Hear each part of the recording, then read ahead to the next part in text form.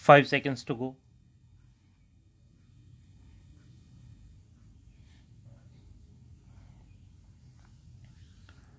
Start. Our primary task should be to ensure that our society may draw inspiration from the Constitution and our Constitution may become the priceless possession of the common man, thus leading to the progressive socialization of our Constitution and increasing constitutionalization of our society and to the consequent removal of walls of alienation and the reduction of distances between the citizen and the constitution. It is true that our constitution has had to be enabled frequently, but that only serves to show that ours is a living and a growing constitutional system responsive to the challenges of swiftly moving times. To a large extent, many of the constitutional amendments came in the train of territorial changes, reorganization of states, judicial decisions, and land reforms.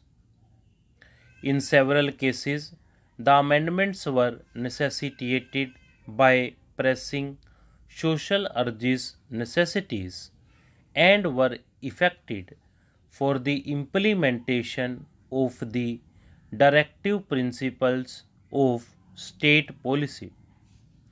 The amendments have, however, not in any way changed the essential identity of our Constitution.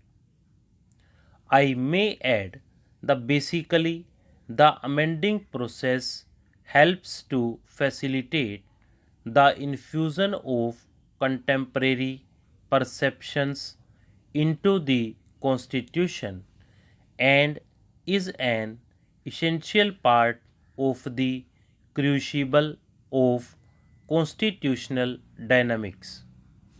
The relative flexibility of the our constitution is indeed its greatest strength, preventing it from becoming an intolerable millstone around the neck of each successive generation and at the same time enabling it to renew and reinforce itself. We have established a secular state as an enlightened and authentic expression of our traditions of tolerance and as an embodiment of the composite culture of India. The Constitution decrees that the state should honor all religions without preferring or promoting one at the cost of another, and at the educational, linguistic, and cultural rights of all sections of the people, thus protecting our pluralism and fostering unity in diversity and autonomy within integration. Our Constitution is sworn to protect the dignity of man. The fundamental rights guaranteed by the Constitution and the directive principles which are recognized to be fundamental in the governance of the country constitute the core and the conscience of our free and open society striving to achieve social justice, rule of law, and equality of opportunity. No doubt, we have miles and miles to go and many promises to keep, and we have many difficulties to surmount around us. Democracy is the pulsating passion of our Constitution. It is in the name of the people that the Constitution was made and proclaimed, and it is the people it seeks to enthrone in the sovereign seat of power. When Pandit Jawaharlal Nehru spoke of India's tryst with destiny and our unending quest and incessant striving through trackless centuries, he thought of the people of India marching onwards and from one milestone to another. The people and their welfare is what the Constitution is committed to. It is in the service of these teeming millions that the Constitution makes it covenants. The Father of the nation gave us a talisman and asked us to recall the face of the poorest and the weakest man in any moment of doubt or difficulty. Referring to Bapu and his message, Pandit Jawaharlal Nehru has said, on the eve of our independence, in words which have the same resonance and relevance today. The ambition of the greatest man of our generation has been to wipe every tear from every eye. That may be beyond us, but as long as there are tears and suffering, so long our work will not be over.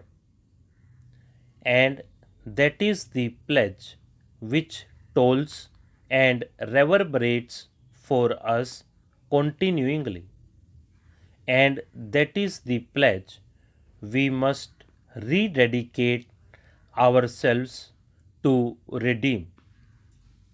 It has been a sound practice and a practice which would successfully prevent governors from being exposed to political controversies that in situations where ministries resign or are threatened with defeat, the governor should fully explore all possibilities to ensure that the normal constitutional machinery continues to function. It is only when he fails in this attempt and the governor has necessarily to think in terms of recommending to the president for invoking powers conferred on the president for under Article 365. There has been a general consensus that whenever a governor has to make any such recommendation to the governor should do so in exercise of his own impartial, objective, and independent judgment. We are all aware that during the last several years it has been the practice to lay before Parliament the reports of the governors to the President, setting out the reasons weighed with them in recommending action under Article 356.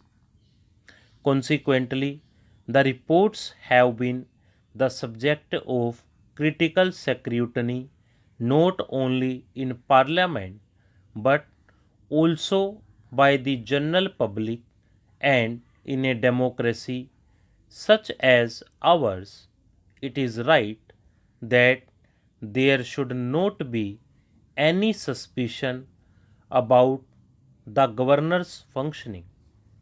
Stop.